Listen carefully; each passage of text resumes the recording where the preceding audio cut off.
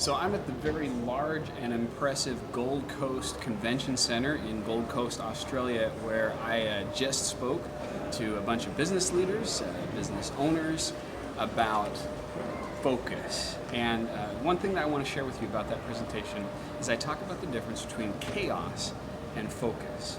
And the two sound very similar to each other in terms of definition, but the differences are so critical.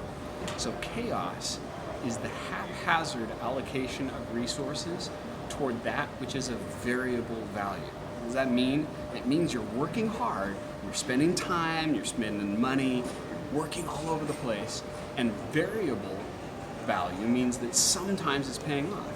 See, chaos is not the absence of success. In fact, success is part of the problem with chaos, because sometimes things just go great, and then other times it just goes horribly.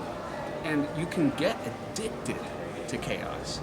I know I have been in the past, as someone who is diagnosed as being off the charts ADHD, you get in that rush, that roller coaster of everything going well and then everything going horrible, and everything going well, and it just repeats over and over. Instead, we want to substitute that with focus. And the way to do that is through the definition itself. Focus is the strategic allocation of resources toward that which is of most value. So rather than being haphazard, we're strategic. We're making just careful, conscious choices about where to spend our time and money. And we're only spending our time and money on that which is best. How do you see that happen most often where people are shifting from chaos to focus?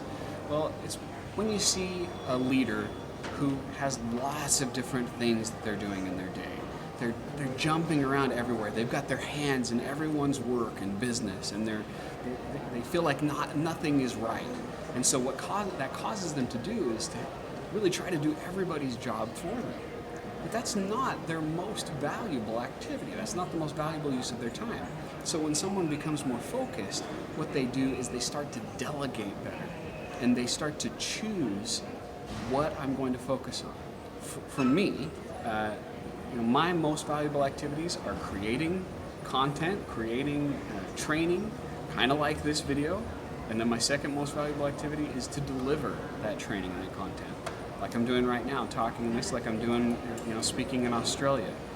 What are your most valuable activities? What are the most valuable things you could be spending your time on? And see if you can spend more time on those and a little less time on everything else. And you can start to move away from chaos and toward focus. If you're interested in bringing me to speak at your event, go to davecrenshaw.com/speaker. Might be a fit, might not. You can check out the topics that I have there, and we can see if I'm available to speak at your location. Thanks for watching.